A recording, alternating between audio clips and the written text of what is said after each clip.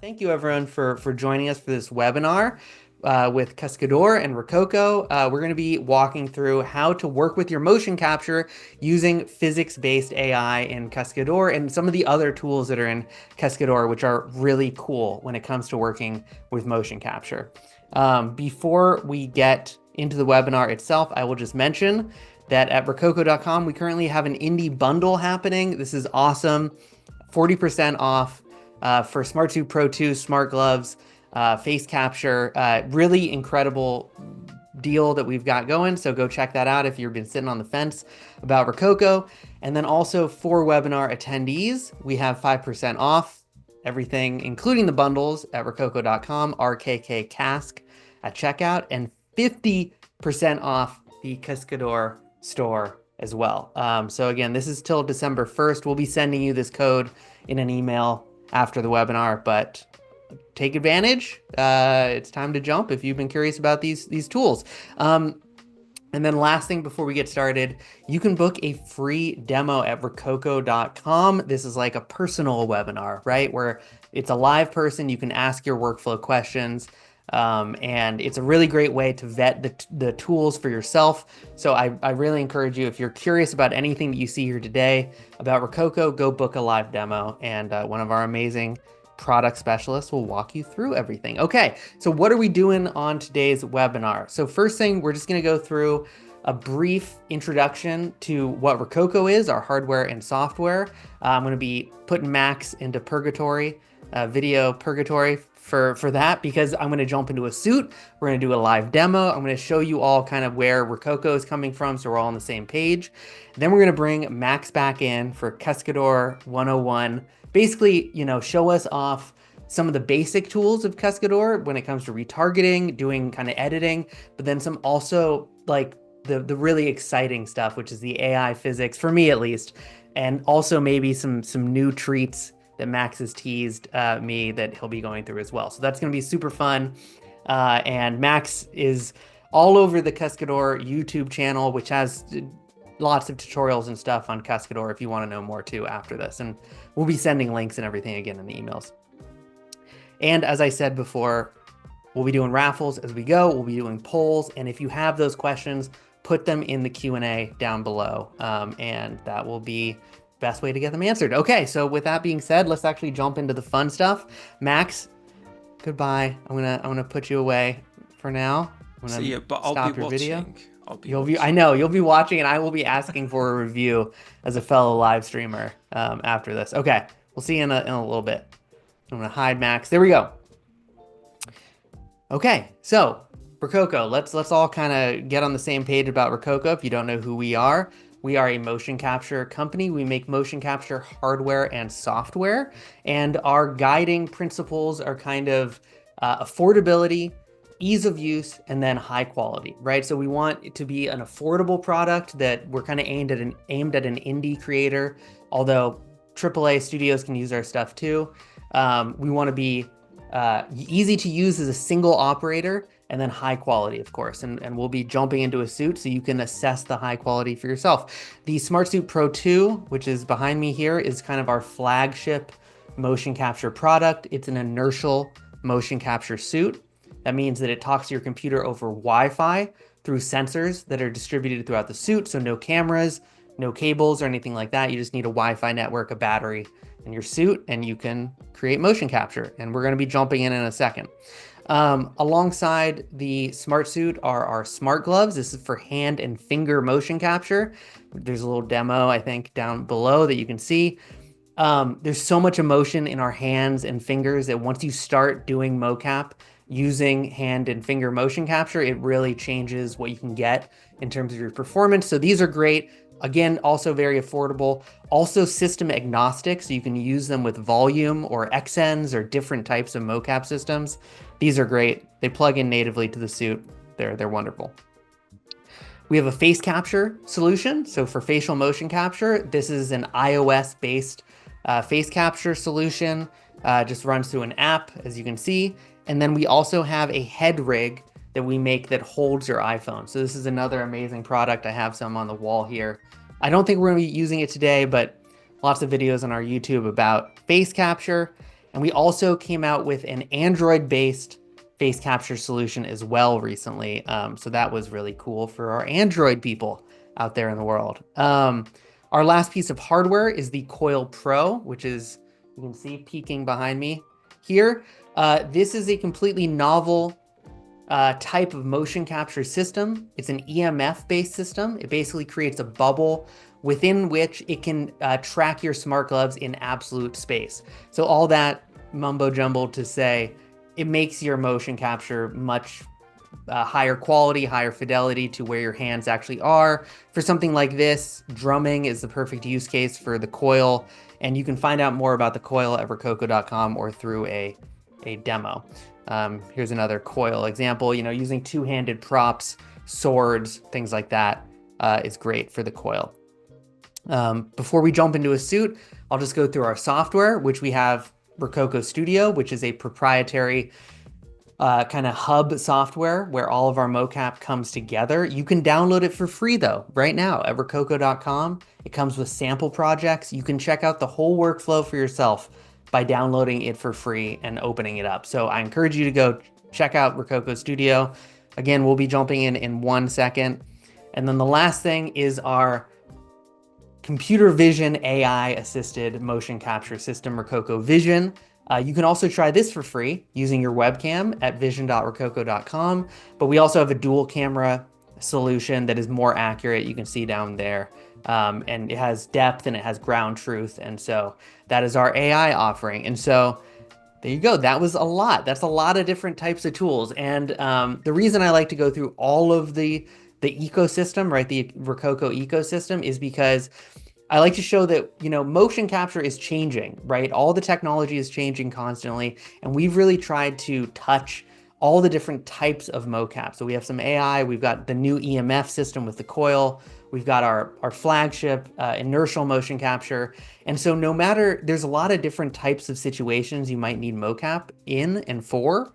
And so we've tried to meet people where they need, the tools to be. And so if that's AI, if that's inertial, if that's EMF, whatever, we're trying to do a little bit of it and keep everything affordable, easy to use, and high quality, right? Those are our three kind of tenets that we're driving towards. Okay, so that was it for our tools, but let's actually jump in and do a little demo. Ooh, golly, sorry everyone. Forgot to hide the Zoom screen, so we got some infinite screen there. Okay, so we're gonna jump into a suit and we're actually gonna make some motion capture quickly before we jump back over to Max. So I've got my suit right here, and I like to start this from scratch so you can see the whole process from 0 to 100. So somebody start the timer on this, but usually, if I'm not talking and falling over, I can do this whole process in about a minute. And yeah, that is actually, that's really cool. That's one reason I really like to show getting in the suit itself from nothing, is because I can go from kind of having an idea about some motion capture that I need to create for a project. I get all psyched, and then there's very little friction to me actually getting into my suit and just making that motion capture like immediately, right? I don't have to jump through a bunch of hoops. I don't have to set up a bunch of tripods. I can just throw on my suit and be ready to go. So that was it, suit on. And now I will plug in my gloves directly into the suit. They just plug into the suit from the sleeve there. And then this entire system is just powered by a generic battery pack, which is really cool actually, because it means you don't have to charge your suit. So there is always, as long as you have another just generic battery pack sitting around, you're never gonna run out of power during a shoot or something, or on production. Okay, I'm gonna take off my beanie to throw on my headband. Let's shrink my screen down a little bit here so you can see what's going on. Beanie on, plug in the suit. And yeah, I don't know how long that took, but probably a minute, probably 2 minutes, maybe. Might have been 2 minutes. And a half. Sometimes I time them. but it's no time at all to really get into a suit from nothing, right? And there we go. I'm now in my scene. I'm ready to go. So I'm going to drag on my smart suit onto my actor profile, and this actor profile just has some of my measurements, and it just makes the motion capture more accurate. And that's great if you're working on a team or something and you have different people who are using the system. You can, they can have their measurements in that actor profile. And the other thing that's nice about the suit is that you can take out all of the sensors and wash the suit. And so you can share them, the suit between team members, but you can also put the sensors in a differently sized textile. So somebody bigger can use the same sensors and you don't have to get a whole new system. So yeah, there we go. I'm up and running, and I didn't even need to do a calibration, but I'll do a calibration right now. It's just a 3-second calibration. So super easy, and there we go.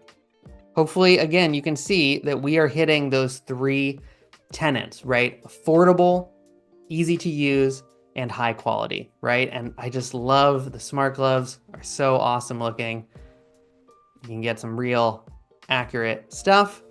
And then what we can also do is we can bring in a character here and actually look at our mocap on a Mixamo character. So you can drag in a Mixamo character, you can drag in Unreal characters, and you can get a sense of how your mocap is actually going to look on a character, right? Especially if you have a different proportioned character, this can be really cool. And yeah, and then we can also go in and do things like maybe we need to adjust the arms, of our character for our retargeting, or the shoulders or the neck. We can do all sorts of things like that. And then we can also live stream this data out to Unreal Engine or to Blender or to whatever it is, all the different 3D software. So if you want to be a VTuber or you have a virtual production workflow that you need, you can use Rokoko Studio for all that. So before we bring Max back, I'm just going to record a quick clip, and we'll go through how kind of the Rokoko recording works. So I will hit record.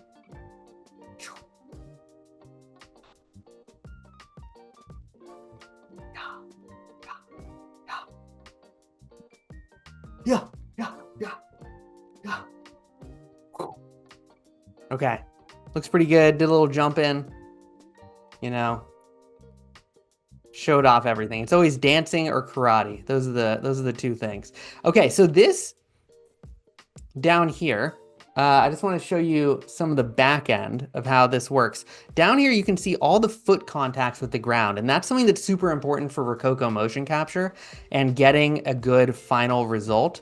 Is Rokoko needs to understand when your feet are actually on the ground and when they're not. So right here, you can see, for example, our left foot, it touches the ground there, but Rokoko has kind of missed it. So if we just add a keyframe, we can adjust this, and look, we've got a nice, gorgeous little jump. We can hit finish processing, and it just looks great. And so sometimes what will happen though is Rokoko Studio will get this kind of error where it will assume that a foot is touching the ground when it isn't. And so if that ever happens, generally you spend 30 seconds, you just look through your mocap take really quickly, and you make sure that if there are weird things happening like this, jump for instance, we can just change that keyframe, hit finalize, and our jump is fixed, right? There we go. So super duper easy. I wasn't going to show face capture, but I think I've been very good with my timing. Max, so if you give me 1 more second, I am actually going to show off a little face capture. And to do that, I'm just going to take my head sensor off of my headband and remove my headband here. And then I'm going to throw on this head rig. And this is basically just an iPhone holder. It's nothing fancy, right? It's just an iPhone mount. So that means you can use this with other iPhone-based facial motion capture systems, right? It's not specific to Rokoko. You can use this mount for MetaHuman Animator, which I do all the time. You can use it for iClone or other, other face capture systems. But it also, of course, works natively with Rokoko tools. And if I drag on my face capture and I make sure to put my headband back up here, let's make our Mixamo character hidden, and then we'll do another calibration. And here we have some face capture. So also, again, hopefully easy to tell. Hopefully just it's easy to see how simple this all is to do as a single person, right? I don't need to have someone else plugging things into the back of the suit or prepping things for me. I can do this all by myself in my little home office. And that means it's very flexible and, again, easy for a single contributor to work with. So there we go. I think that pretty much does all of the Rokokoing that we're going to do for this webinar. I'm going to leave my gear on here. But we are going to bring back Max now. And Max, let me bring you back from purgatory here. How do I do that? Let me grab you. Ask to start video. Okay, stop my video. Can you still hear me? I can hear you now. Okay, now I'm back. Okay. You got me? Yeah, you got in the suit in a minute and a half. So about 90 nice, thank you. seconds. Yes. Okay. Yeah, right. It's easy. Yes. And usually if I'm not jabbering my mouth off and trying to explain things, it takes even less time. So I'm pretty proud of that. Okay, but now it's time to get into some Cascadeur. So we are going to be taking a look at, I've already recorded a few clips for Max. And I realized in my demo, I didn't do this sort of action, but I already recorded these and I sent these over just so we could kind of hit the ground running when it comes to Cascadeur. And yeah, before we do that, thank you, Max, for joining us and being here with us today. This is going to be super fun. I'm happy to be there. Come on. Nice. Yeah, Max has been introducing me. I have a little bit of experience with Cascadeur, but wasn't experienced as I'm going to be in the next 3 weeks after seeing all these cool tools. But Max, maybe you can just introduce yourself and tell us a little bit about what you do at Cascadeur. Well, my name is Max, and essentially I was hired as a motion designer to create some content for YouTube, for, I don't know, TikTok and stuff like that. And but I have over 15 years in CG, but I would never in my life successfully touch animation because I was working in Maya mostly, and I think animation was my weakest point because I just didn't like the rigidity. I couldn't get it. It was so many things where you can just get lost with it. So I tried my best to avoid it. So I did some music video productions where you also like implement CGI into the real-time footage. You track your cameras, you do all this post-processing and composing and stuff like that. But yeah, with Cascadeur they definitely won me over in terms of animation because I really understood that it can be fun, it can be approachable, right? And don't get me wrong, like there's always things that do not work the way you expect, or there's always things that you have to learn, or sort of like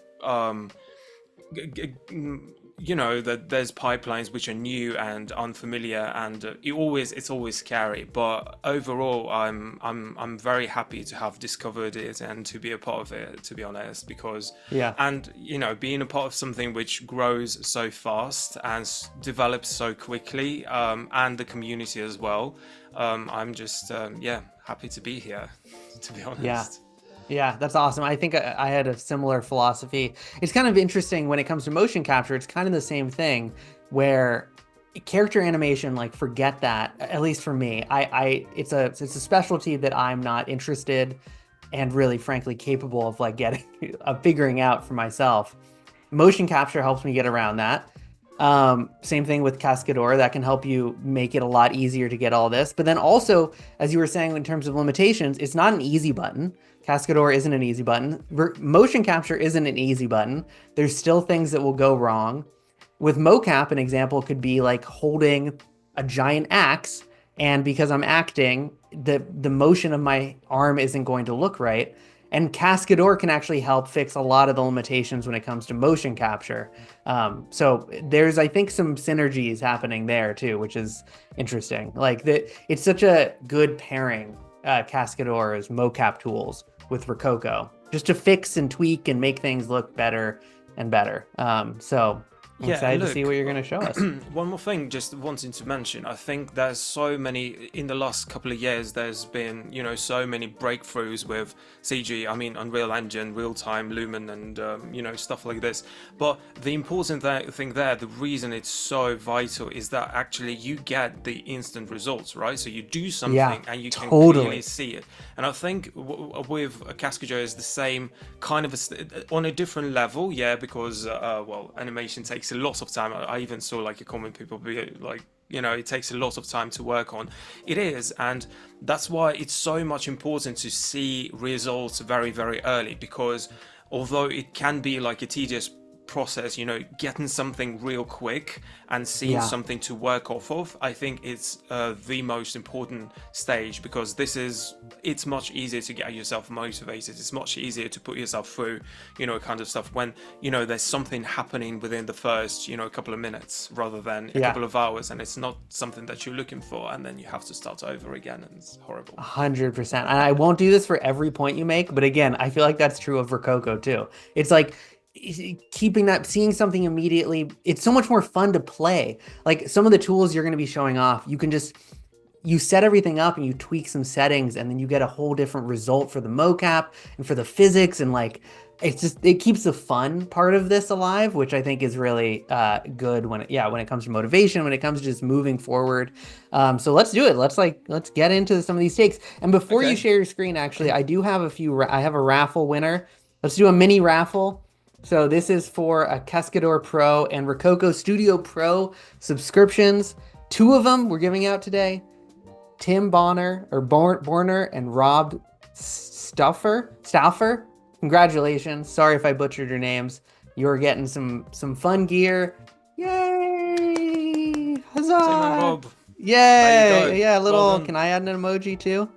I don't know I don't think I can add emojis, but yes, congratulations. Actual emotions. Yeah. There we go. Hey, so we'll be doing 2 more. We're giving away full performance motion capture and some other goodies. So stay tuned. Okay, Max, let's get into it. Go ahead and share it. Click that video optimization button or whatever it is. I always forget to click that. Okay, can you see it? I can see what you got. Let me know if you can see my screen right now. Yes, looking good. Okay, because I can't.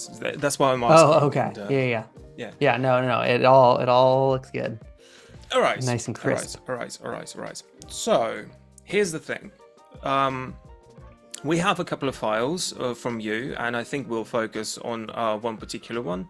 And the goal here is to show you guys how to pretty much the full pipeline, starting from the animation you got from Rokoko and getting it into Cascadeur and rigging, going through rigging process, editing this animation and stuff like that.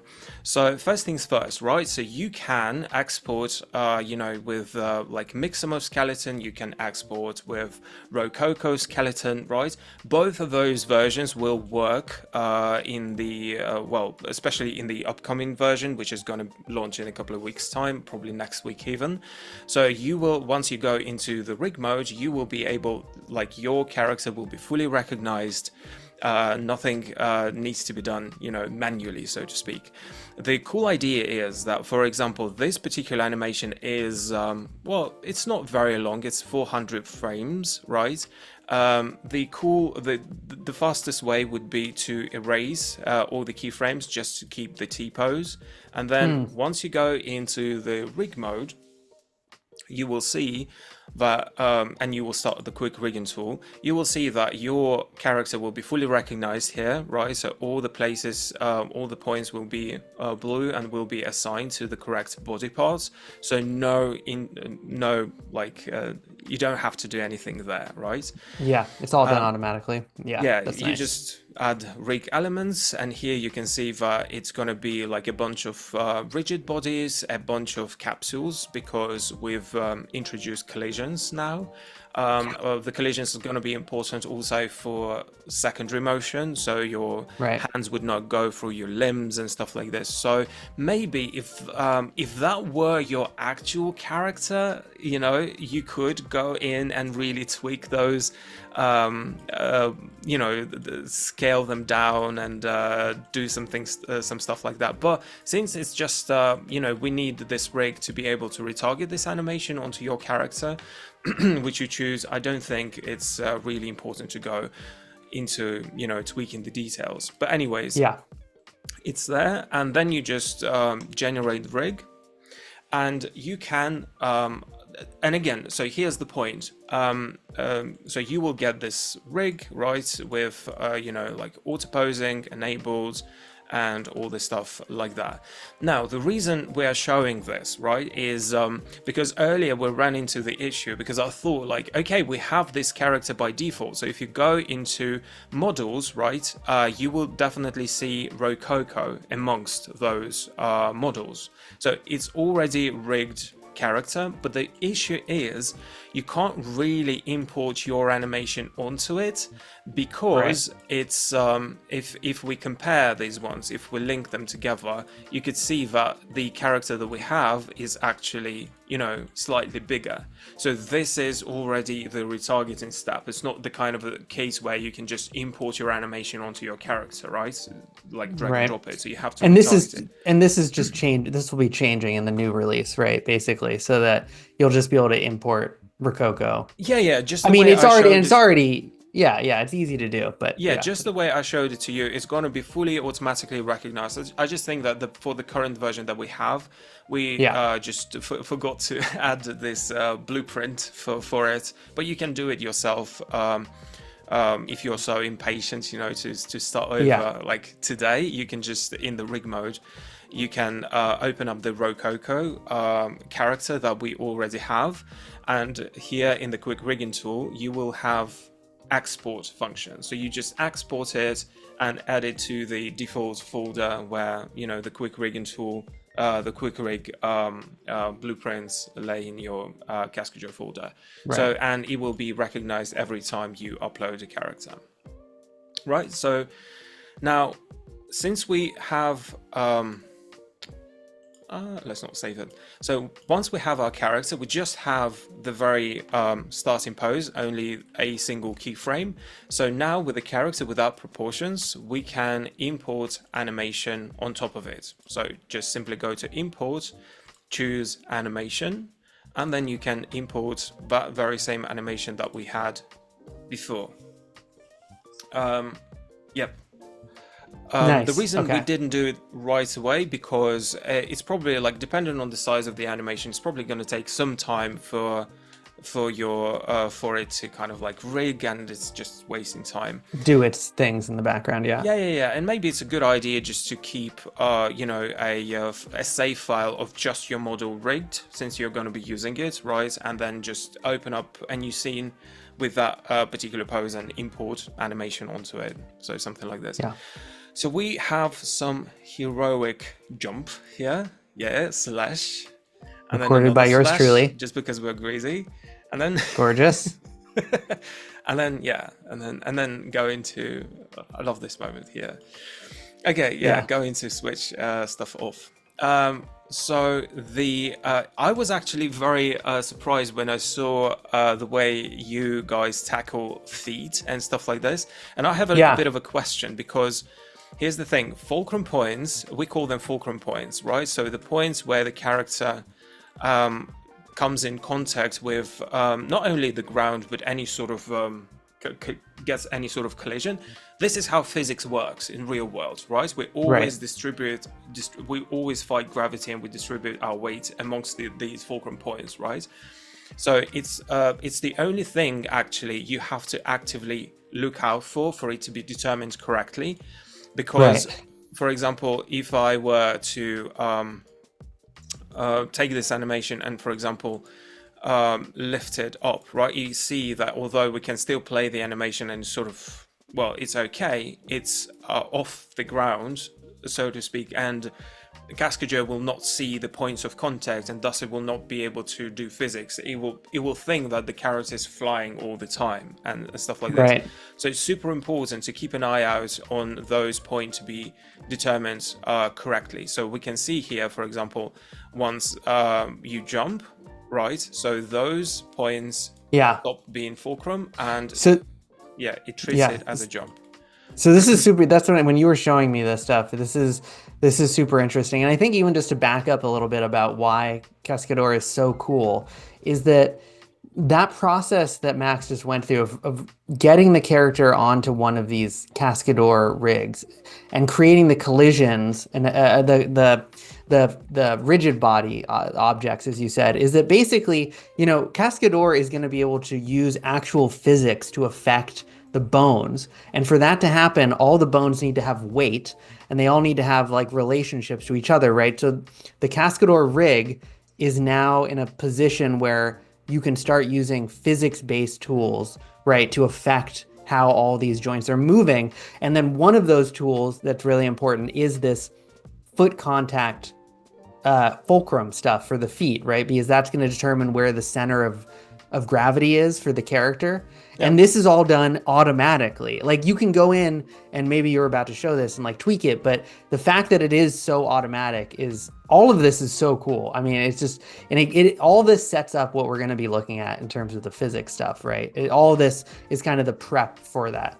Yeah, and I think this is pretty much the only sort of like manual thing you have to make sure Right. it works. Just the same way you went through those your Right. animation, and you made sure that when you have contact, you tell it like there's contact with the floor. This is the same thing, because once Right. these are determined correctly, everything like fulcrum motion cleaning, when the feet are sliding too much or fall down through the ground, it's all going to work automatically based on this. And of course, So physics with shifting the body weight and the center of mass and all those kind of things, they also very much depend on the fulcrum points. And even the tool that I'm going to show you next, which is animation unbaking.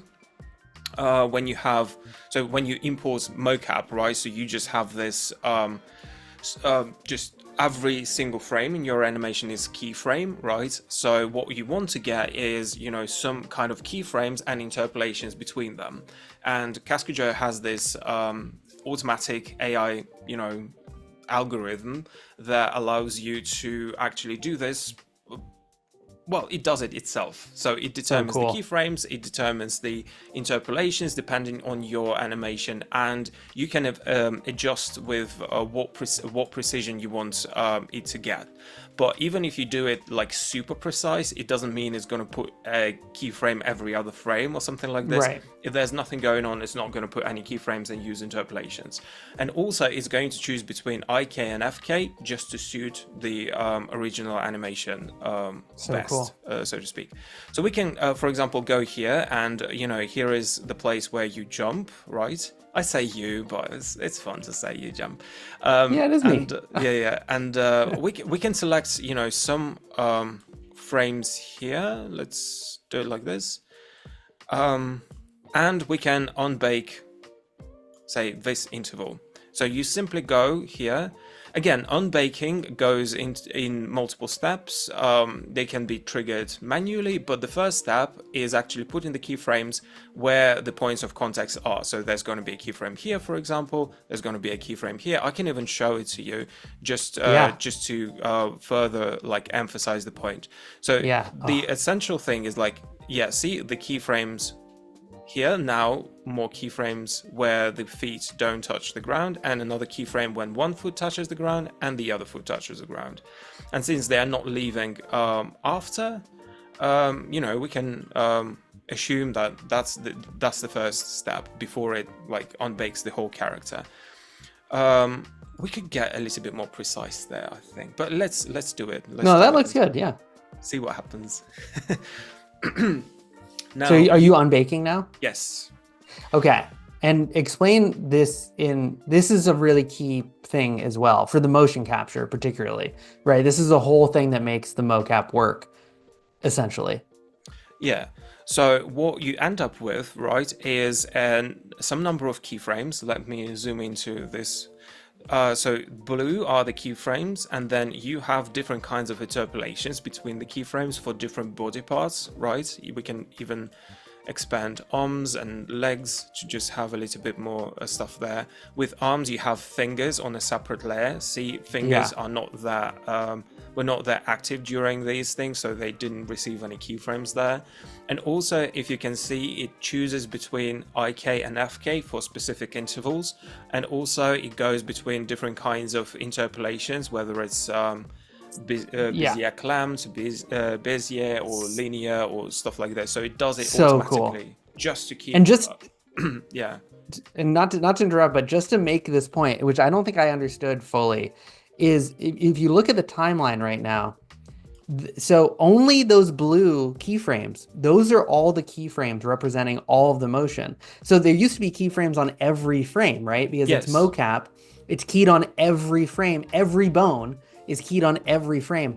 Cascadeur has now automatically gone in and only put keyframes on key poses. So the poses that of the motion, right? Yes. There, and then it's interpolating between those keyframes. So there's so many fewer keyframes, and then you can do this really clever editing and all the other stuff. So I'm sorry to jump in, but I just, for a dummy who'd never made that connection, that is crazy. Look at that timeline. There's no keyframes on there, but I it even looks like great. see. The I motion even looks great.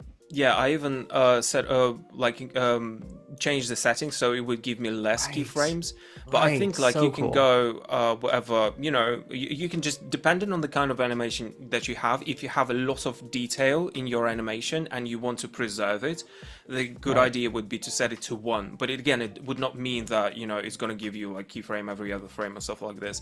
Or when you have like a glitchy or twitchy animation or something like this, Right. you can lower down those settings and unbake it with in a different way that would give you more interpolations, and thus that will clean up the mocap already, right? Right. Now Yeah. the cool thing here Yeah. is that we can use different methods for different parts of the animation. So we just unbakes this section, and then we can use different settings to unbake another section and stuff like this, and you can go through this Cool. animation and get what you are actually looking for.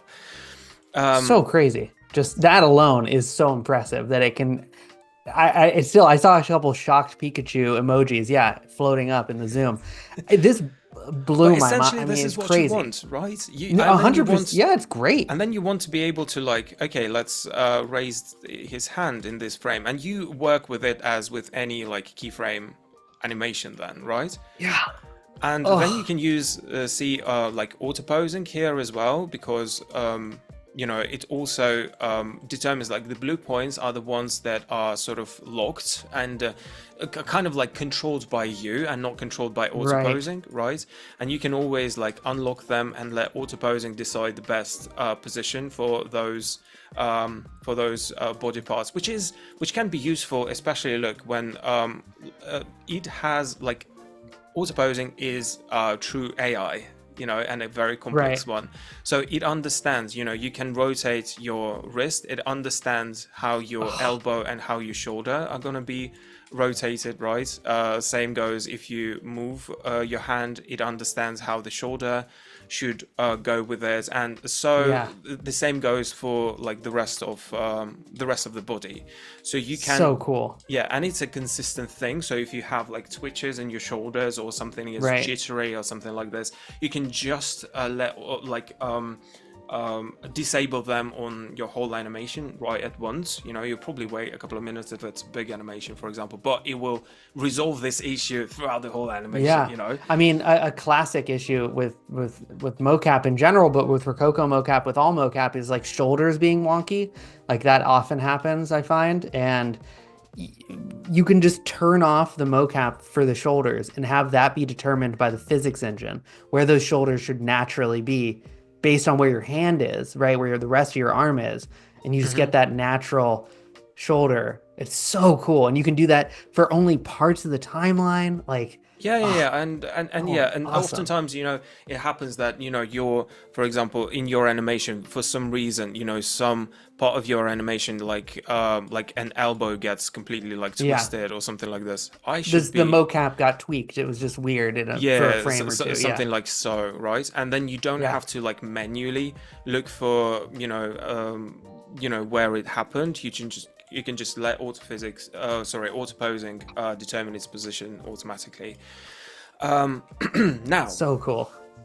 getting a little bit off the script here, but I know. I'm let's see. sorry. I'm sorry. No, no, no, Okay. no. It's all good. Keep It's all going. good. I hope you guys get some People are proper loving it. It's info fascinating. It's so out cool. of it. Yeah.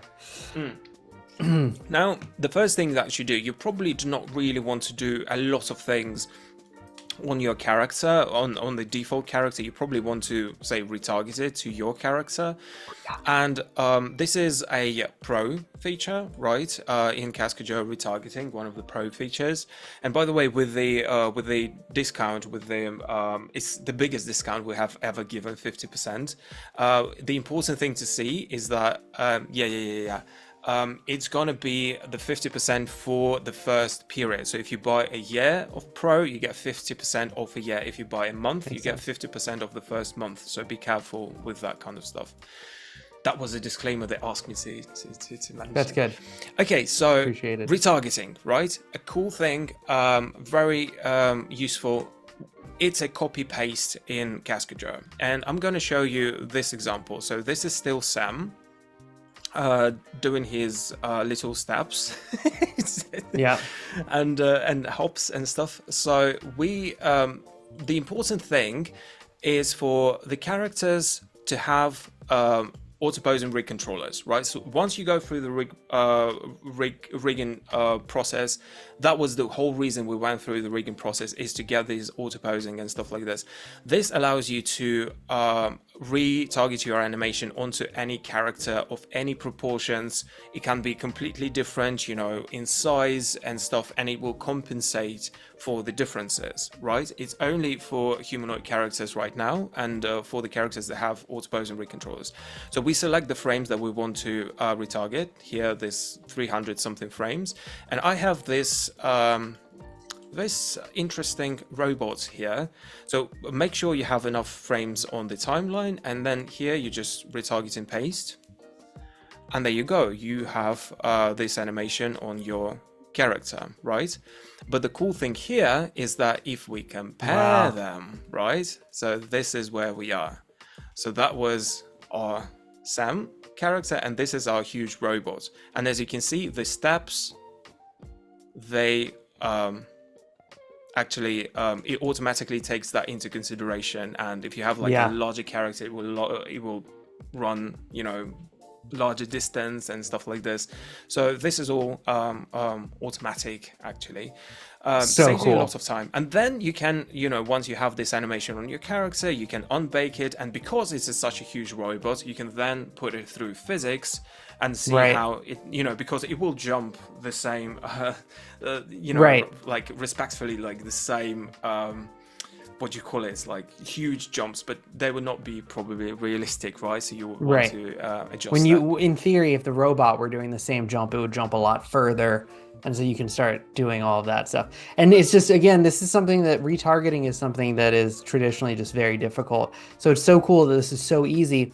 And again, the magic of all this to me is that once you have brought in the motion capture and set it up on a character, which is an easy process, and is, well, in the new version, it already works with Rokoko mocap, but in the new version it'll be even easier, whatever.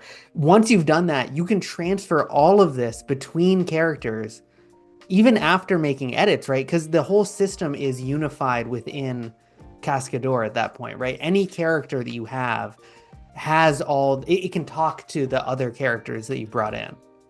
So you can do that retargeting. Yeah. Yeah, but I Okay. think with retargeting, the sooner you do this, the better. I would not Okay. Yeah. recommend, Right. going and really Right. finalizing animation on like a dummy, right? I would retarget like once I'm happy. And again, look, fulcrum points are very important here because this is Right. how it understands, where the jump starts and where the jump ends, and this is how it can do this kind of stuff. So again, just making sure that the fulcrum points are determined correctly.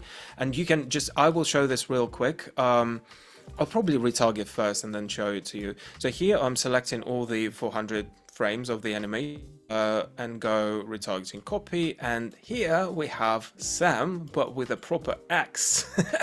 Yeah. Like with massive something in his hands.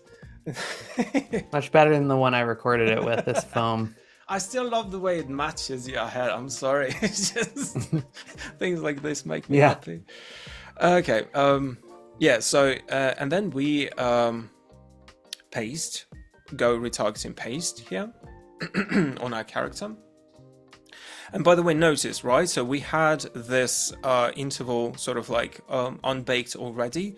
So it keeps the keyframes and interpolations, although it's fixed here, so you will probably have to unbake it again. But it remembers whatever you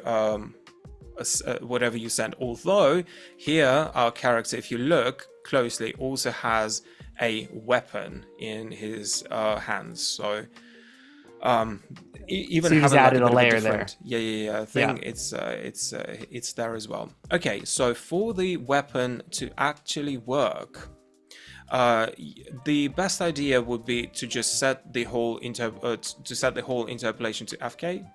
Should work. Oh, it doesn't want to. Why? Oh, there.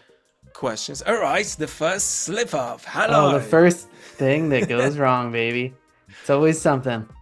I think it's simply because of I think I would say the initial pose here. I think I can try to start with not frame 0 but frame 1 and select these frames and then retargeting paste. And so I think what the idea is going to be is that that was a recording that I'd made and sent over, and again, which is this swinging one. And yeah, look, now it works. It's all good. Okay, amazing. Yeah. And so, but things that you would maybe want to do, to this animation, right? I've gone in, I've recorded my mocap in Rokoko Studio, but I had to use a prop axe. So the axe there's no real weight. I've tried to act it, but it doesn't really look good. Could we change that, right? In Cascadeur, that would be one thing. Can we change maybe can he jump higher or something? Like those are some of the things that maybe you would want to go in with a clip like this and start playing around with. Yeah. Okay. The answer is yes. Right. To both. The thing here, right? So we're not going to go into the whole like the rigging process, but because there's tutorials on our channel that are actually actual, right? And you can watch them and learn how to rig this stuff. But what I'm going to show you is that Axe has, its collision boxes here. It has its like rigid body to it, so it has some weight to it which we can adjust. So for now it weighs 20 kilograms, right? We can set it to 1 just to show you the difference. It's probably a little bit hard to see, but there's this center of character's mass, right? See, it's right now in the very middle, right? Yeah. But if we set the axe weight, say to 20 kilograms, you see now it moved, because it distributes the weight. Now the center of character's mass is somewhere closer to this axe. The reason it is important, right, is because you can work with different weights and get different physics results. And this is something that is done automatically, so you do not have to mimic those things. You can just play around with the numbers, right, and look whatever So works cool. best for you, right? So now with this preset, the character will actually shift their center of mass, when we will see that. Just for And now. it's not, and I normally it would be like on the, it's at the head of the axe. It's actually way to the right. It's not only at the base of the axe, like where I'm holding it, it's Yeah. actually offset from that, which Yeah, is yeah, how yeah. it would really be. But that's just so cool. That's crazy that you can, because you can do stuff like that in other programs, but normally what you would do is you would affect the hand position. You wouldn't affect like the weight where it actually is. I think that's just, it's just so cool, Yeah, and so that's the cool interesting. thing. So you can just play around with it, and then you can actually, I will show it to you. Okay, so let's start Yeah, with. I think the axe stuff just comes a little bit later, but it yeah, was okay, nice to point it out. But you can just move around those rigid bodies and make sure that the weight is especially, specifically in the place that so you want it cool. to be. Now, let's go through the unbaking process once again, real quick. By the way, unbaking usually, you can sort of like do something, you can then apply physics, bake your animation again, then unbake it again, get more keyframes or get different Right. keyframes, so you can go back and forth with it. It's pretty much, something that is, we even encourage you to work like this. So you make some changes, you bake the whole animation, then you unbake it again, and it should work. Hmm. I'm just seeing that my memory usage is, ooh, okay, let's see. When you get this message with the memory usage, you can set a different value in Uh, application here. And by default, it's 6 gigabytes, but you can set it all the way up to 256,000 megabytes, right? So now it should be good. Okay, so we have this jump. I think there's a little bit too many keyframes to my liking. I'll undo it real quick and change the settings. The higher the value is here, the less keyframes you get actually. right. Okay. So basically, again, unpacking all of the animation, making it and deprecating the keyframes down to the key poses, essentially. Yeah, yeah, yeah. Yeah. All the stuff that we did before. So cool. But now on our character, which we can, well, assume this is the final character that we're going to be using. Ooh, it takes some time. By the way, if you want Yeah. it to work faster, and I know this trick, you can select the frames that you're working with. You can press F6 on your keyboard, and you can limit your timeline to this amount of Mm, frames, and it will yeah. only process these frames. So it only processes whatever you have on your timeline. A good That's trick I forgot yeah. about That's it. great. Now look, okay, so you jump, you slash, and stuff happens, Yeah. right? Yeah. Now, Yeah. let's see. We want, imagine we want you to jump higher or to jump on a car or on a box or on something. So I suggest that we go real quickly and add a cube, just to be simple here. Yeah, everything is going to happen. You need it will create a layer for your cube, so you could animate it separately. Cool. So let's say this cube probably this high. What do you think? Shall it work? Yeah. Shall it? Yeah. Will Yeah. it Yeah. do? Yeah. Hi. I got hops. Yeah, and then let's copy this keyframe here so we have it. Yeah, so you jump on the box. Imagine. Now let's make sure that this box is actually has some collision to it. So we go into where do we go? Oh, blanked out for a second. Yeah, collisions, of course. And you add box. So now it's this box will have a collision to it, and Nice. physics will recognize it. Now let's do something of what we've learned so far. So if I do this thing, sorry, real quick here, and I will move it away. I'm I'm not being efficient right now, but I'm sorry. Oh, that's what happens, baby. Yeah, if When we you got turn on, 400 people looking over your shoulder. I'm not even thinking about this. I love company. I mean, it's the worst thing as a streamer, you know, to sit there and talk to yourself. Yeah. Which, yeah. So look, here's the thing. So once we remember, we talked about fulcrum points. So I'm going to show them real quick here. So once the character loses grip with the surface, autophysics understands that, okay, that's a jump, and the jump starts here and ends, you know, whatever, you know, feet get into, or any other body part gets in touch with the ground. And you can see that in this interval. So it's orange. That means there's no points of contact, so this is a jump. Basically, the character is airborne. Green means it's stable. Yellow means it's not stable, right? So only 1 foot. So it means that it's unstable there. So Fascinating. we can see this thing happening. Now let's go to the physics settings and turn the physics corrector on. So with the physics corrector, you could see that what it does, it creates an accurate like ballistic trajectory for your jump, right? Work faster, come on.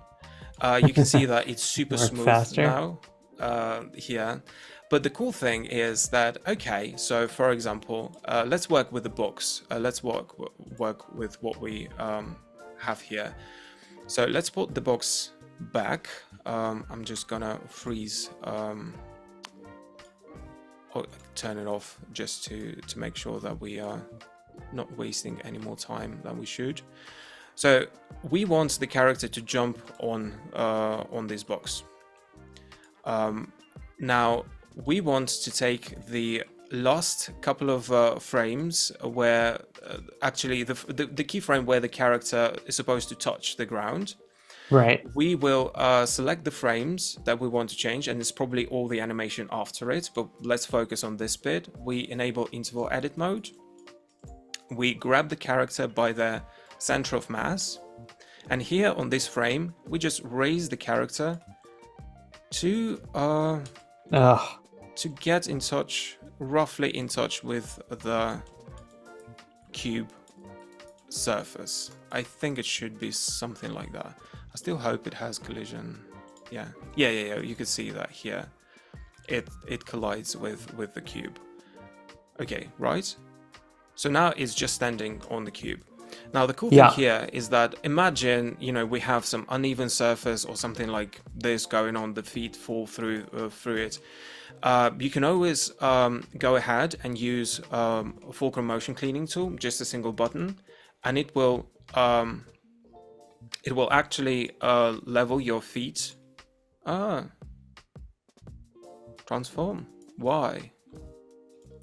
Okay, interesting. Again, just always something. But this is so that basically you could add another mesh, a collision mesh of some sort, and you have Spider-Man jumping onto a boulder, and his feet will contact the mesh but not go through it, right? Yeah, something like this. I'm just not even seeing it here.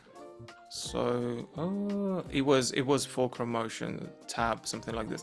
But yeah, using it, it will actually level your feet. It might be in-house version, it might be something overlooked, but it will sort of like pull your feet from the surface, right, of this of whatever collision mesh you have, and it's going to be it's a very fast solution, especially when the feet fall through the ground, they fall through the surface. You just want them to be leveled, and again, it can be used on a specific interval only, right? Okay, so this thing is not working here, although I think it worked before, but anyways, let's eyeball it. So the character lands. Thank God the mocap is actually very good quality. I don't know what's happening there. We'll sort it out. Yeah, but here's the cool thing. So we changed something, but we can clearly see that the character just levitates towards this point, right? It's not realistic whatsoever. And this is especially true with mocap because, you know, once you start to make those changes by hand. Usually it's There's so many. I mean, this is why character animation is so difficult because by jumping that way, everything is different in my body, right? It would have been different.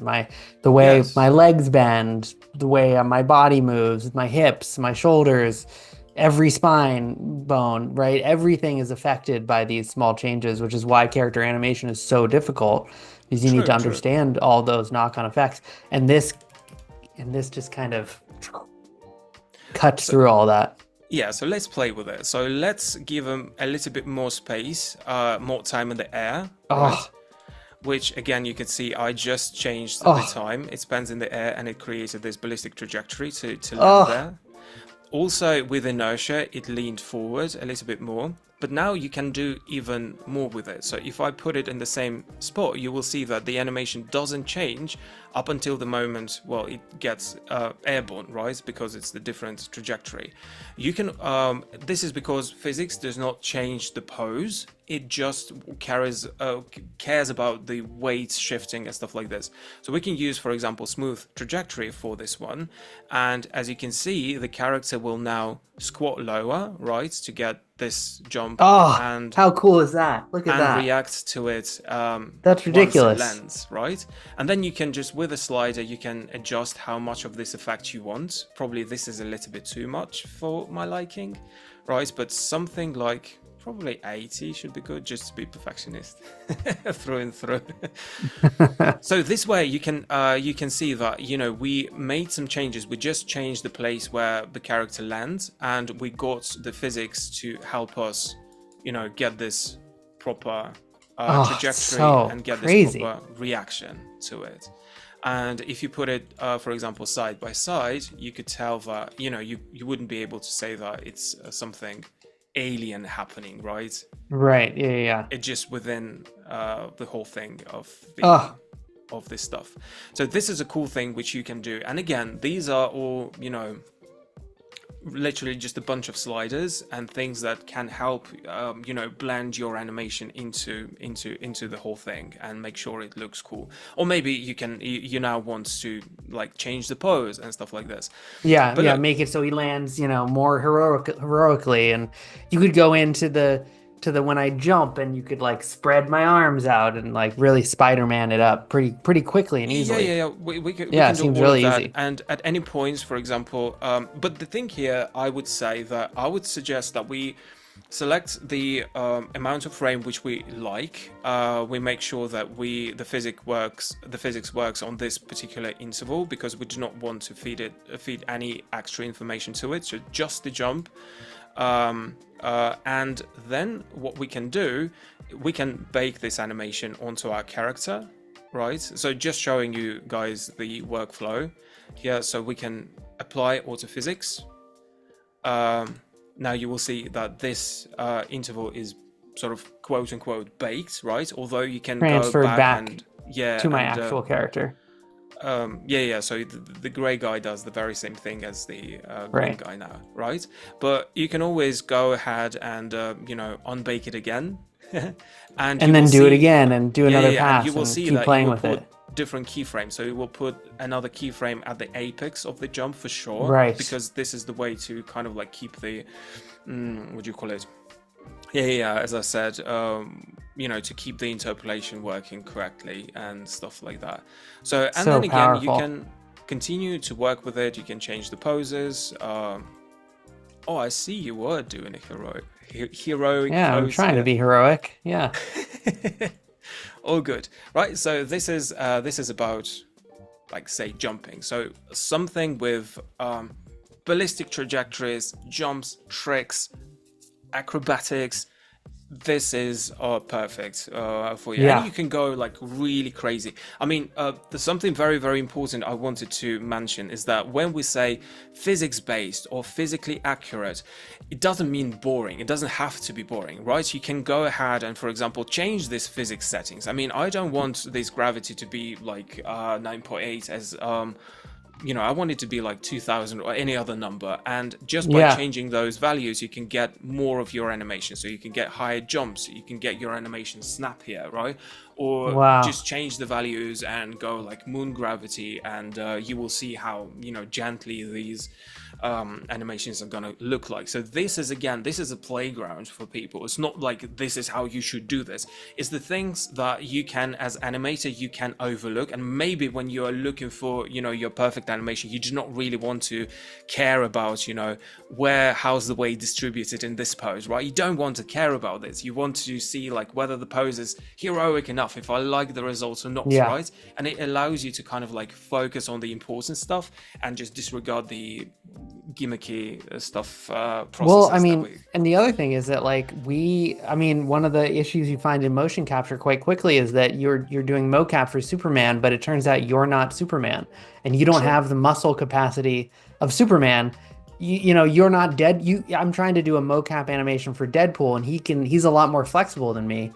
But it's so cool to be able to try and get the motion, but then come into Cascadeur, like just tweak those key poses, and it will make it more. It just makes me as a non-professional mocap actor, but a professional mocap user, kind Yeah.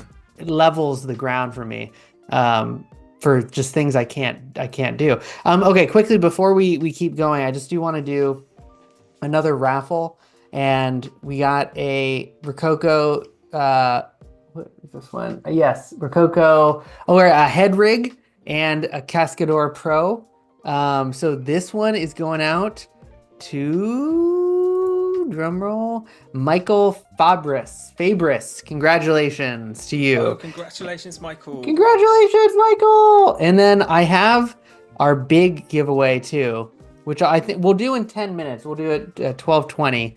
And then yeah, we have a lot more stuff yet to like get through and to keep looking at. Max, if you're down to keep looking at all this cool stuff, it's been Are you guys about down to look at an this hour cool and 10. stuff I definitely with am. me? I want to look at the axe weight. Yeah. This was something I was Yeah. about to show you. Okay, cool. Okay, we'll do the last raffle in 10 more minutes. Thank you everyone for sticking around, but this stuff is just it's super cool. So let's keep going. Honestly, this is something that I tackled only earlier today because I had no time, so many things to do, yeah, so I'm excited as you are pretty much about those things. Now look, so with the weight, right? So let's think of physics, and let's think this particular swing of the axe. So again, let's focus on this timeline. So you land and then you swing. The thing here, right now, the axe weighs just 1 kilogram. I do not know if that's the same for your axe, but you can see No, that much less even. It's yeah, very not light. much It's foam. changes. Yeah. Changes here with this animation is pretty much the same, which we should expect from mocap, right? But we can go into the. I think it is still best to do through the through the rig in the rig mode. I know that you can change those settings.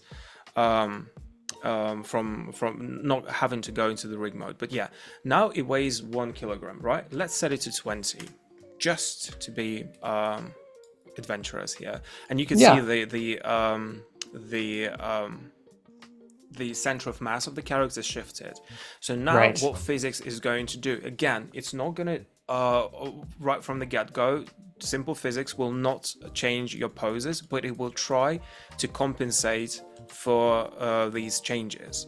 So now as your character going to swing the axe, you could see, let it calculate, see like it starts to kind of like balance it out. So it starts so to, my body's getting pulled towards the axe. yeah, and I'm then, trying to. And then here, right, as you make the slash, it pulls back, right? Just everything is sort of like based around the center of mass. And again, these are the things that you can just play around with those things. You can play around with values, and at no point think that you have to be super precise or super accurate, in terms of how it looks. You can just play with the numbers, see the result that you like, bake it, right? And apply it, and then correct it in the future. Really easy to art direct towards something specific that you have in mind, which I think is so powerful. Right. We can also check just for the fun of it what it's going to do with the jump, if anything really. Maybe it's going to change something here. And again, this is the like the beauty of this process. So you can just play around with it, and imagine we don't touch the animation at all, right? We just Right. I think it's nothing with the jump really, nothing too crazy. Apart from making the Well, jump a little no, bit yeah, higher, though. yeah, But I think higher, like yeah. we're in a different gravity. Sorry, the gravity was Right. Oh, the gravity was was set to double the gravity. twice as much. Yeah. Yeah, yeah, yeah. Also, these things like this affect your animation. These things affect, how the character performs. Oh, okay. So there's a little bit of a Yeah. diversion, So I again, guess. compensating for the axe weighs a lot more, so You that's can tell different this for the axe jump. weighs a lot more. Come on, I mean, like through this Yeah, it's movement. swinging me around. Yeah. Yeah, yeah, yeah. So you apply a lot more into the swing Yeah. than than normally. Yeah, and this is a cool thing. So you can have imagine like you have this kind of animation, but you have different characters carrying different kinds of weapons, right? And you can just retarget it on a different character and just have a pass of autophysics on it, and it will Oh, adapt to like the size of your character, the such a weapon great they idea. carry, and this is so many ways you can reuse what you've got and get some unique results. I'm just imagining like skeletons marching, and you do one marching animation, and then you bring in one skeleton has the heavy greatsword, so then you can just adjust it like all in real time, or in post. It's so Yeah. cool. What I'm gonna do right now is just to save time. Let's set this mass here. I think it should work. Yeah, we can. Well, let's put it to 5 kilograms, for example. Just a slight little change, nothing crazy. The point being, yeah, it's gonna. Yeah, you can see that now it's not as dramatic, but there is Yeah. some of it going on, right? Some of this inertia happening. Again, what we can do, we can say, I love this. This animation starts from something like this frame and ends here. We can again work on Just that interval. just that interval, just to not save the time and not feed any extra information. Then So once we cool. are cool with it, for example, say I love what I'm seeing, which is good. Again, we can bake it to our character, just apply it here, right? And there we go. So now, for example, we don't need autophysics. We don't want it to correct the Ah, poses. We want something else, for example, secondary motion, right? And we can turn on secondary motion without it having to calculate for the physics. So it's just secondary ah, motion. so much faster and just yeah, right. Yeah. And again, in a way that, we can sort of like hope we can control, right? But you can see there's more weight to the axe, there's more overlaps happening and stuff like that. Again, what I would suggest first is to maybe let's unbake it, just because we would be dealing with settings for the keyframes. So let's unbake it real quick. I'm getting like, what is So going cool. on? It's like, let's keep the settings at the same, see what happens, and unbake it. Again, the green guy that you see is not your animation, is just what it could be, right? It's just Right. a display. So That's with the physics applied to it, and then you hit, and then you can put that onto the actual character, which means that it will then be moving faster because you're not calculating a simulation anymore. And then you yeah. can go back in and keep making changes to that. Another thing, sometimes what people do is that sometimes people can use this green ghost as a reference, right? So, for example, here, like, imagine that I love the position of the hand and I do want to do these manually. You can always freeze autophysics so it does not update. And on the keyframe, you can just say match your character with this movement. And oftentimes people do this as well because it can give you like a cool ballistic trajectory, but you want like a different kind of trick which is not even physically possible, right? So you can just use this its outline for the trajectory, and you can place those hand place So your you could just do the keyframes there. hips and the legs, and then you could do a completely different animation on the arms. Yeah. Yeah, something like this. So you don't have to even apply it. You can use it as a reference, which is How cool. an Yeah. absolutely valid way to use it. Right. And again, you're not when you're using it as a reference, you're not having to go in and affect every keyframe, just the unpacked, just the unbaked keyframes. So it's not a ton of keyframes to work with.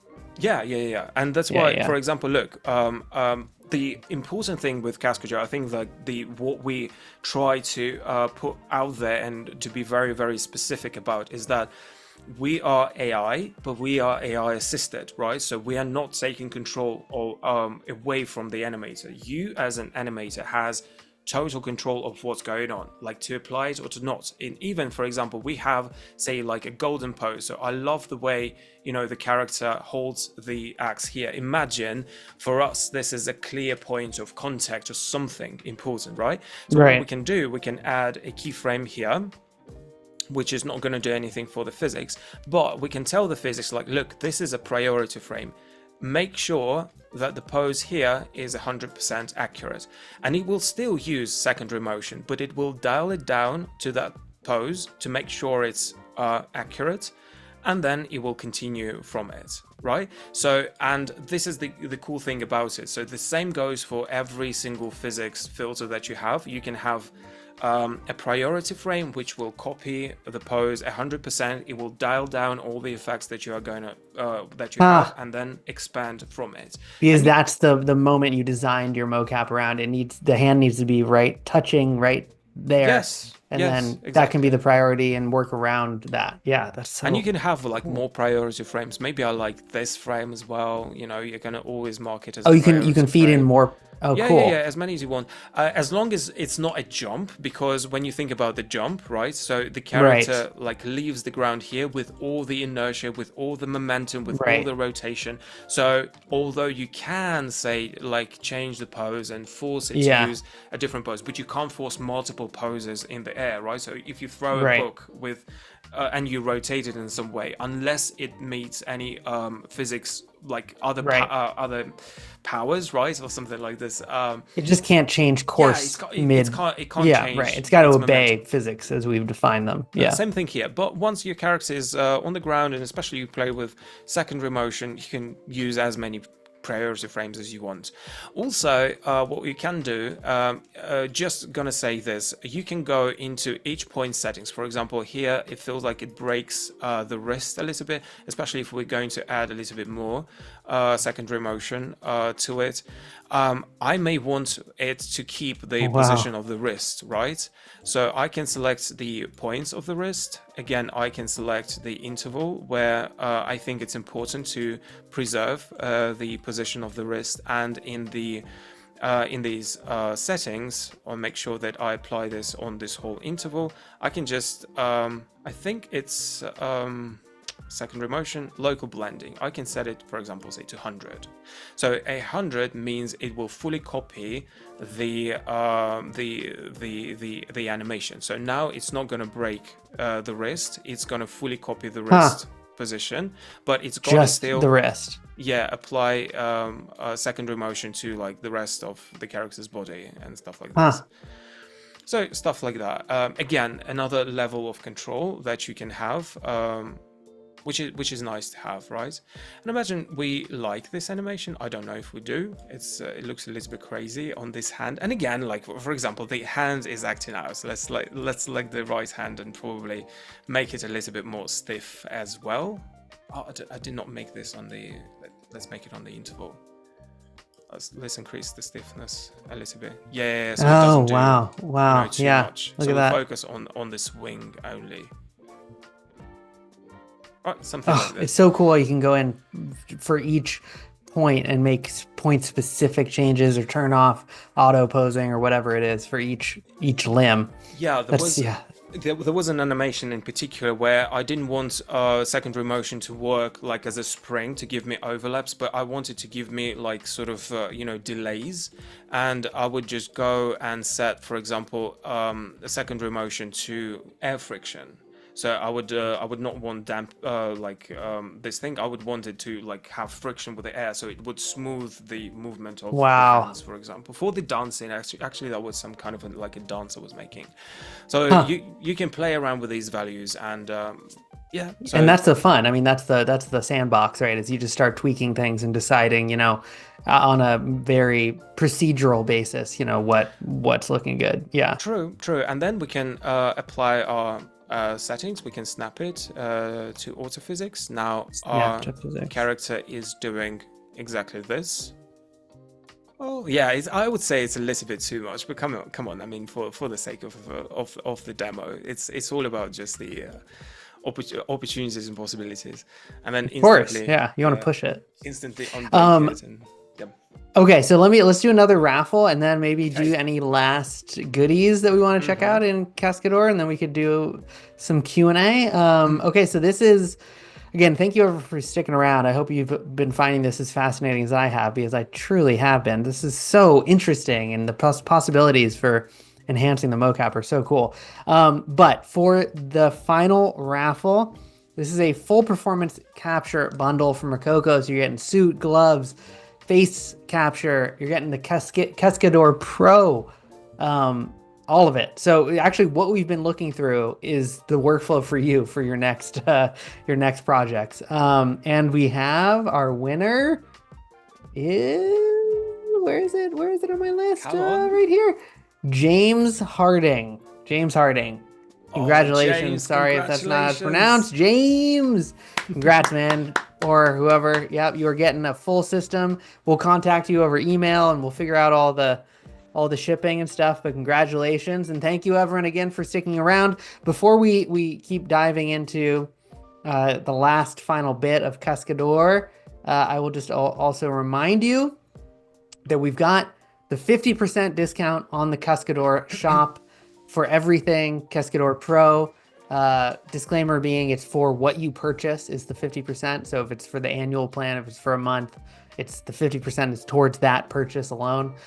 So that's till December 1st. And then 5% off for Rokoko, which with the indie bundle means not 40%, but 45% off a whole indie bundle. So these will be sent to you again over email, rkk_cask for both of them.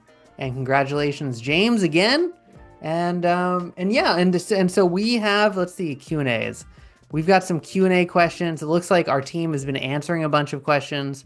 Well done, team. And yeah, and so we'll answer a few after this. But yeah, is there any last thing we want to look at in Cascadeur before we shift it to the end zone?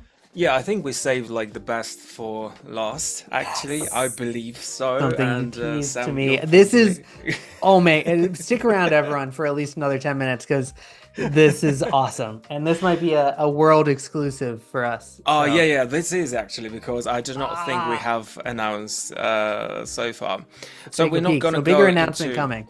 Yeah, we're not gonna go into. I wanted to show a couple more things of things that you can do with, say, like ghosts and for example, just showing you, Oh, you yeah. know, the was cool. trajectories and stuff That was like awesome. that. You could change the trajectory of the weapon, and you can see it here as well. You can just play around with it and see, with the ghosts, because here, for example, the blade is clearly not turned properly, right? So you could Right.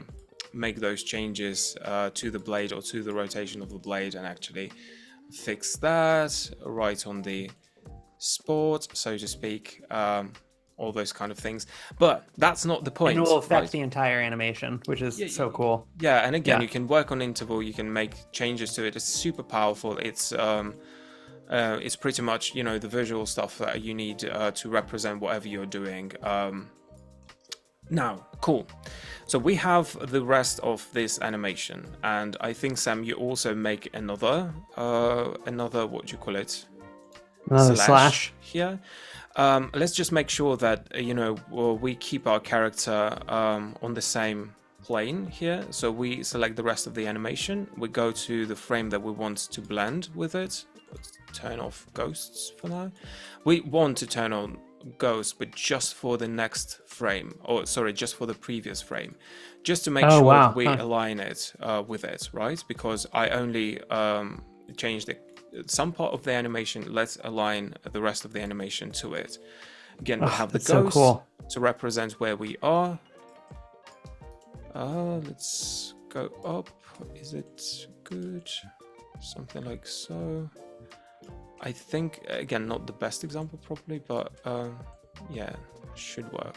Yeah, Let's align it. Let's say it's perfect. Come on, it yeah, should be good. that's pretty perfect. You can then use like Tween Machine to perfect, you know, to bring these points exactly to where they should be in the Right. animation.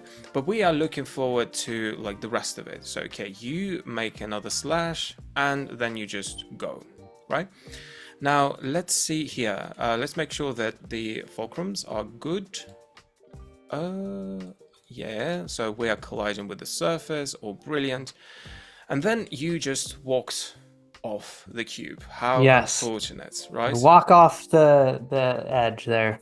Nobody saw it coming. Let's get a little bit more keyframes at the end. Probably put another one here. Oh, sorry. Yeah, like this. And then select this part. I need you sort of like starting walking off it. So something about there. Let's focus on this part of the timeline to speed everything up. And for the very attentive of you, you might have noticed this ragdoll setting. I saw here. it. I saw it You saw earlier. Okay. I was keeping my eyes open for it. Okay, so the cool thing is that it can ragdoll now. So we introduced the ragdoll, which yeah, it's actually a really Ragdoll. fun tool here. So look, we just select the point of the interval which we want ragdoll to affect, because initially what it does, it affects it, like it cancels the physics and it just takes over the character. Now with the But it default, respects inertia. it respects everything. Like, well, it's physics based as well, right? So all of the I know, but that's huge. I mean, because triggering a ragdoll is one thing, but triggering a ragdoll with inertia is like a whole other vibe, you know?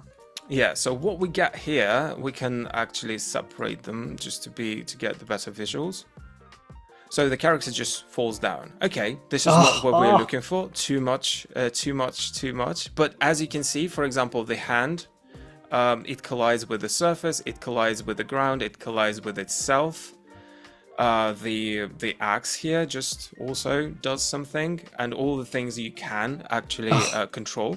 But let's play around with the values. Let's make it a little bit more stiff. Let's say like this. And you can then play with the slider and get absolutely different results. So something like so. Oh my gosh. Let's So try another setting, say 93. And yeah, let it calculate. Oh, which is, you know, stuff. it's But so now think about great this. though. By the way, you can also make it very, very stiff and Yeah. also like play around with it. So It basically won't. Yeah. it's going to be like a blow up doll, kind of, you know. But but that is like very, it's so cool to be able to do this. I mean, this is something that's really been lacking, in my opinion. Being able to do this on an individual level, like just being able to hop in, generate a ragdoll so quickly, and having it respect inertia is just it's such a huge deal. Oh, I think I love this one. I think this is good. yeah, This that one this looks is perfect. Yeah, But that see, looks like great. it collides with itself. It collides with the objects in your scene. And yeah, and also it respects the poses that you have. So if you want to change the poses, you can change the poses or have some animation there and apply ragdoll to it as well. So this is a cool thing as well. It's yet another level of control that you can have. So here we can say that, okay, we love this result. Let's apply it. And the same way, you just sort of like quote unquote bake your animation onto your character here. And we have ourselves some ragdoll. Right. And of course, what's so amazing, is that you can then go in and unbake this, right? And keep. Exactly, and correct certain things as well. For example, I will show you just one thing here. Just let's apply it again. Oh shit, it's a different pose, but anyways. No, I don't like this. The previous one was better. Oh no. Wait, Control Z, Control Z. This one, right? This one. Oh no, go before this. Yeah. Here. I forgot that we need some interpolation there for it to calculate as well. So yeah, let's go with this one. I love this pose. Let's apply it to our character. Now we can turn autophysics off, so we have this animation. And yeah, and then you can go ahead with, say, auto posing and, you know, fix certain things. Here I do not see like any crazy things, or maybe here like that. Let's unbake it. Let's unbake it. We've been unbaking everything, so let's unbake it as well. So it's so cool that you can go and unbake it, and then you're just back at the same point. You can keep doing all the things you were doing again. You can just run it through physics, run it through secondary motion, run it through ragdoll again. Yeah, true. All of those things. And you see, like, nothing was happening at the end, so it did not give us any keyframes whatsoever, so the character is just there. And here, for example, okay, so, well, maybe there's something, say, off with... Oh, it's not even that much off with the shoulder, but you can always go ahead and, you know, change certain things, you know, fix certain things, like let auto posing take over certain points and, you know, fix them on the interval, fix multiple points at the same time. Or maybe the foot just feels a little bit, I don't know. What would auto posing say? You know? Yeah, I like that you can just see that what would, you know, auto posing say. Yeah. And it's just interesting. And stuff like this. And just to show you guys, I have a couple of scenes that I was practicing earlier. And there were some funny moments that we got. Pull them up. Yeah, let me load them up real quick. Oh, so cool. I just cannot wait to play around with Ragdoll. I mean, for those of you who may remember this, there was a program called Endorphin many years ago, which was similar-ish. And then it was gobbled up by Grand Theft Auto 4, which powers that engine, and a bunch of other stuff. But it was this kind of thing where you could do it on a specific animation. You could add this amazing ragdoll, and it's just been such a gap in the market ever since then. And this is so... Yeah, that's the Rokoko so cool. thingy falling down when I was testing it, so it works. And you can adjust, you know, the floor friction is probably best to put to 1 to floor bounciness. You can adjust the stiffness for every single body part of the character for every single That's what I was point. going to ask. Yeah, could you go in and do it just for the arm or... Yeah. Exactly. So you have, for example, this point here, and then you have ragdoll, and then you can adjust its stiffness. And right now it shows as points, but usually it's just sliders there. So very useful. By default, it's set to give, you know, what we believe is the best result, but you can always go back and check those things. We got this epic falling from many, many just playing, making me fall and fall and fall and fall and fall and fall. Yeah, how unfortunate. Yeah. But that was epic with fells. You know, that was really good. And that was an issue specifically with the shoulder. It was not working correctly, so we used unbaking just on the shoulder to fix it. Used additional points to actually fix the position of the shoulder. And as you can see, it picks up stuff from the original animation. So you can see how, you know, the foot gets on the toe, so little details like this. Oh yeah, that's from the Mocap recording. And stuff like that. And of course, like, I think, which is just the winner, I think we can do this with our animation as well, but here as well. So this swing that happens there, let's just select some frames there and use ragdoll on it. Let's let it calculate. And let's see what happens. Yeah, it calculated. Yeah, it just throws stuff around. Well, let's probably even take a little bit more of the frames just to do that. Okay, and then we will jump into some Q&A. This is so... Yeah, look at this. I mean, that is just, again, to have it respect the inertia it's such a good demo of it happening, right? It's the axe is getting swung, and then it just all works, and my arm is getting pulled around. And think about this, it has its weight as well, right? So it plays into it as well. So you can Right, play around totally. with the The way that weight. the axe is bouncing is so off. It's not. Its balance is all in the head, so it's bouncing really weirdly. By the way, and the way it, and it's true for everything that we do, right? Okay, this is very unflattering pose to collapse, but you can also do this. This That'll is the happen. most relaxed, right, pose that you can get, so to My little speak. child's pose. I'm just doing my yoga. Just face Oh, front. Yeah, so this is something that you can definitely play around with. You can apply to the, but this looks just like, a switch off from Matrix. Remember that, when they oh, plug them I out. know, but it's so cool. Again, but that's normally what it kind of looks like is a switch off from the Matrix. But again, this if I'm running, it will switch me off in a way that respects the way that I was moving, which is Exactly. so You can get hit by a unique. car. It will You it get will hit by a collide car and with my surfaces. yeah, and but if I was mid jump, I'm my momentum moving forward is still playing into the ragdoll getting hit by the car. It's just it's the way that it should be calculated, which is just not the way that it is often when you can trigger a ragdoll in some programs. Anyway, okay, Yeah. that is just so crazy. And again, that is like a world premiere.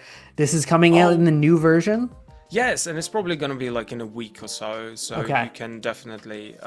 so I learned about it, not learned about it, but this today was the first day I actually tried it. And look, another result that we got.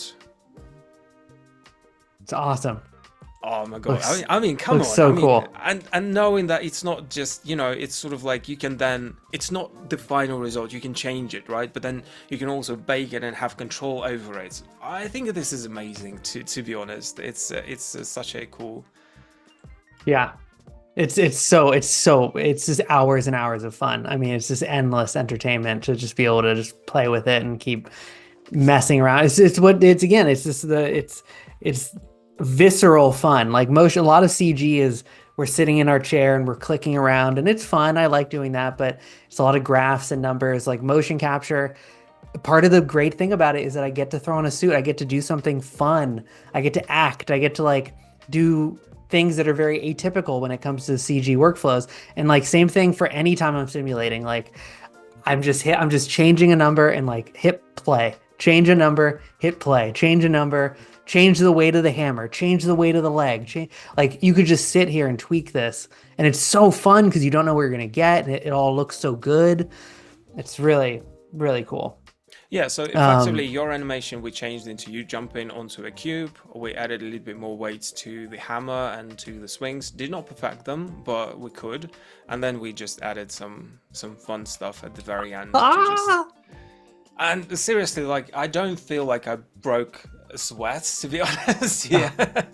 I was just a Can little bit you? nervous for everything to work because it's like Yeah, a of course. I mean, and in-house live. version. We don't know, like it's in Yeah, testing, so it can yeah, act out just like with the fulcrum points. But with the fulcrum points there, you would be able to actually align them to the surface there or to collision mesh, right. whatever you have. So if it works, yeah. Right. But Okay. yeah, Well, okay. So for the Q&A, we don't really actually have that many. It looks like our team has been answering almost every single one of them. So we'll just keep this short. But Cascadeur, this is a question from Ryan. Cascadeur can be utilized for VTubing or making animation. So I don't think Cascadeur is not built for live. None of this is live, right? but we're getting a live link to Unreal Engine in Okay, the there's coming update. that's really cool. Okay, that's huge. So there's going to be a live streaming aspect in terms of stuff that's being made in Cascadeur. You'll be able to live stream out to Unreal directly. That's really interesting. Yeah, it's not real Um, time. It takes time to no, process the stuff, right. but you can see the results almost like But in you can real see the time. result. I mean, yeah, so that's cool. Yeah, Rokoko does have a real-time functionality, and you can find out more information about that on our YouTube channel for VTubing and live streaming and things like that. But also like Cascadeur, it is based on a offline. Really, to get the real results, you need to go through and change the foot contacts and make sure everything looks good, and that's how you'll get your best the best results. Okay, how does tracking props work in Rokoko? these are some old questions. Tracking props do not work in Rokoko, but as you can see in Cascadeur, how does this axe work? Is this a bone or is this a mesh? How did you connect it to the hand?